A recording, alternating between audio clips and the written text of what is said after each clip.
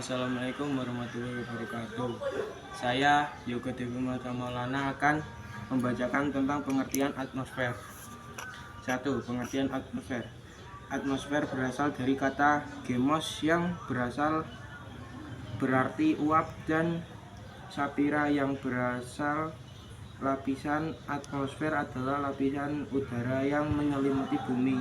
Lapisan udara ini terdiri atas berbagai macam gas dengan persentase volume dan kepadatan yang berbeda-beda, yaitu 1. Nitrogen sebanyak 78,08, 2. Oksigen sebanyak 20,95, ketiga argon sebanyak 0,95, keempat karbon dioksida sebanyak 0,03, kelima unsur-unsur lain. Assalamualaikum warahmatullahi wabarakatuh. Saya Yoga Maulana akan menjelaskan tentang pengertian atmosfer.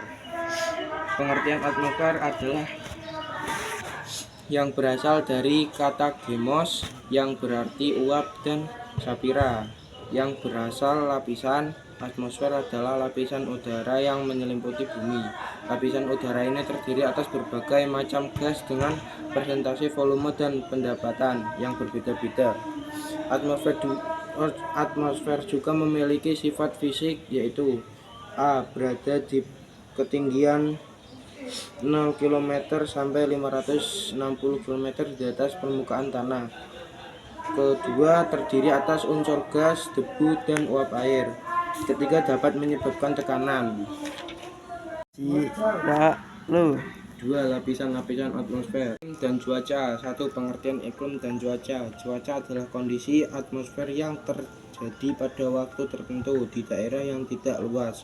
Itulah sebabnya cuaca dapat berubah-ubah. Fenomena cuaca terjadi di lapisan atmosfer. Iklim adalah kondisi rata-rata cuaca dalam periode yang waktu panjang, umumnya lebih dari 30 tahun, dan cakupan wilayahnya luas, bersifat permanen. Yang kedua, pengertian unsur-unsur cuaca dan iklim. 1. Penyinaran matahari. 2. Suhu udara. Ketiga, tekanan udara. Keempat, angin. Kelima, awan. C. Klarifikasi tipe iklim dan pola iklim global. 1. Klasifikasi iklim matahari. Iklim matahari adalah iklim yang pembagiannya berdasarkan banyaknya sinar matahari yang diterima oleh bumi. Intensitas panas yang diterima suatu tempat dipengaruhi oleh letak garis lintang. Oleh karena itu, iklim matahari disebut juga iklim garis lintang. 2. Iklim fisis. Iklim fisis adalah klasifikasi iklim yang pembagiannya berdasarkan kondisi sebenarnya suatu daerah sebagai hasil pengaruh keadaan dari lingkungan sekitarnya. Ketiga, iklim Köppen. Klasifikasi iklim Köppen menggunakan sistem huruf. Huruf pertama dalam sistem ini terdiri atas 5 huruf kapital yang menunjukkan karakter suhu atau curah hujan.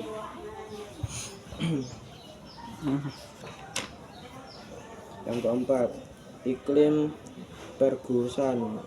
Klasifikasi ini dibuat berdasarkan kondisi iklim di daerah tropis. Dasarnya adalah jumlah curah hujan yang jauh secara beragam dan tingkat kebasahannya yang disebut gradien. Gradien Q adalah perbandingan antara jumlah rata-rata bilangan dan bulan basah. 5. Iklim Altman. Iklim menurut Oleman disesuaikan berdasarkan banyaknya bulan basah, bulan lembab, dan bulan kering secara berturut-turut yang dikaitkan dengan sistem perantaran di daerah tertentu. 6. Klasifikasi iklim Junghun. Klasifikasi menurut Junghun berdasarkan pada ketinggian tempat, adapun klasifikasi adalah SHB. 1. Daerah panas dengan ketinggian 0 sampai 600 meter mdpl. Kedua, daerah sedang dengan ketinggian 600 sampai 1500 mdpl. Ketiga, daerah dingin dengan ketinggian 1500 sampai 2500 mdpl. D. Karakteristik iklim di Indonesia dan pengaruh terhadap aktivitas manusia. 1. Iklim di Indonesia. Kedua, hubungan tipe iklim dan bentang alam. Pengaruh perubahan iklim global terhadap kehidupan. Perubahan iklim adalah kondisi terjadinya perubahan pola dari fenomena unsur iklim dalam periode jangka panjang jika perubahan iklim ini cukup wilayah global. 2. Peristiwa El Nino dan Vanessa. 1. El Nino adalah anomali yang terjadi di Samudra Pasifik bagian tengah. Kedua, La Nina adalah fenomena yang berkebalikan dengan El Nino. Ketika El Nino terjadi, wilayah Samudra Pasifik mengalami penurunan suhu permukiman laut di bawah suhu normalnya. Ketiga, dampak perubahan iklim terjadi kehidupan. F. Lembaga-lembaga yang menyediakan dan memanfaatkan data atmosfer.